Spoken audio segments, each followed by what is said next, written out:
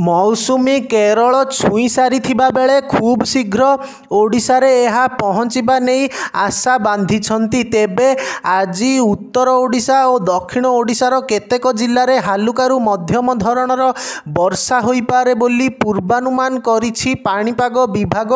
गत 2 दिन मध्यरे राज्यर केतेक स्थान रे कोहला पाग जोगुं तापमात्रा परिवर्तन घटिछि। एहा सत्वे अधिकांश स्थान रे गरम गुळुगुळी रे संतुली हेउछंती राज्यवासी। विशेषकरी मयूरभंज, केन्दुझर, ढेंकानाल, अनुगुल, नयागढ़, गंजाम, कंधमाल, गजपति, रायगड़ा, कोरापुट और मालकानगिरी रे वर्षा नहीं आकलन करा जायछि। गत 24 घंटा मध्यरे 5 रु 6 स्थान रे हालुकारू मध्यम धरणर वर्षा रेकर्ड करा जायछि। वर्तमान राज्य उपरे कौनसी निर्दिष्ट पाणीपाग नियामक प्रभाव नाही, किंतु उपकूल अंचलरू उष्म आर्द्र वायु प्रवेश करुथिबारु केतेक अंचल रे वर्षा होइपारे।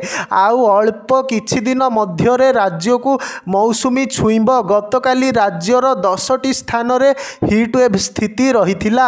झारसुगुड़ा, संबलपुर, भवानीपाटना, बलांगीर, फुलबाणी, टिटलागढ़, सोनपुर, बरगढ़, नुआपड़ा, कलाहांडी और कंधमाल रे प्रबल ग्रीष्म प्रवाह होइछि। 11 जिल्ला रे 48 घंटा परे वर्षा परिमाण कमिपारे। काँ भाँ जगार वर्षा नहीं पूर्वानुमान करिछि पाणीपाग विभाग। तेबे गत 2 दिन हेला ट्विन सिटी कटक और भुवनेश्वर रे सकाळू पाग कोहला रहिथिबा देखा देइथिला।